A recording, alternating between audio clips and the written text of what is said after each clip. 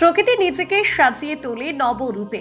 আর এরই মাঝে বিশ্ব যুব সমাজের দীপশিখা স্বামীজিকে স্মরণ করে আজ থেকে শুরু হলো হুগলির ধনিয়াখালী থানার অন্তর্গত কোটালপুর বিপ্লবী সংঘের পরিচালনায় কোটালপুর আনন্দ মেলা।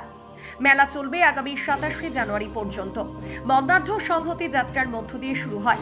উপস্থিত প্রধান অতিথিবর্গ, বিশেষ অতিথিবর্গ থেকে শুরু করে অন্যান্য বিশিষ্টজনেরা।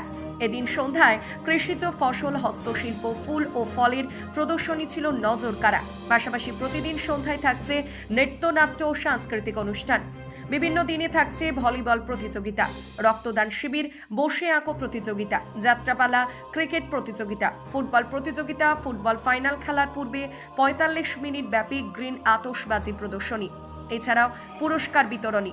এই বিষয়ে কোটালপুর বিপ্লবী সংঘের সম্পাদক তথা তারকেশ্বরের বিধায়ক রামেন্দু সিংহ রায় কি বলছেন, বিস্তারিত শুনুন আর দেখতে থাকুন নিউজ দ্য বাংলা দিশা। 50 বছর ধরে 21শে জানুয়ারি থেকে 27শে জানুয়ারি বিভিন্ন ক্রীড়া, সাংস্কৃতিক অনুষ্ঠান এবং মেলার আয়োজন করে।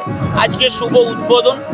যেহেতু বিপ্লবী সংঘ, তাই আমাদের বিশ্ববরেণ্য বীর সন্তানদের আমরা শ্রদ্ধা জানিয়ে আমরা সম্প্রীতির একটা পদযাত্রা করলাম এবং মঞ্চ থেকে আমরা আমাদের বীর সন্তান শহীদ ক্ষুদিরাম তার জীবনের একটা অংশ আমাদের কোটালপুর উচ্চ বিদ্যালয়ের ছাত্রীরা অভিনয় করে দেখাবে এবং আমাদের প্রদীপ প্রজ্বলন এবং মহারাজজির স্তব বাক্যের মধ্য দিয়ে এই মেলার সূচনা হবে এবং প্রত্যেক দিন বহু মানুষ আসবে।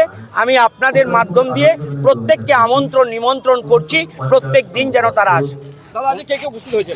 আজকে আমাদের এম ম্যাডাম এসছেন, আমাদের এসপি সাহেব এসছেন, আর সবচেয়ে বড় হচ্ছে বাবার ধামের যিনি আমাদের মহন্ত মহারাজজি, তিনি এসেছেন, আজকের উদ্বোধন করবেন।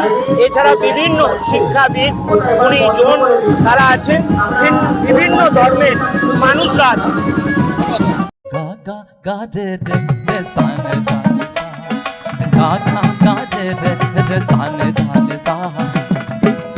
খুলে ফেলে দাও জাতের বর্ম, এ পরব মানে মানব ধর্ম।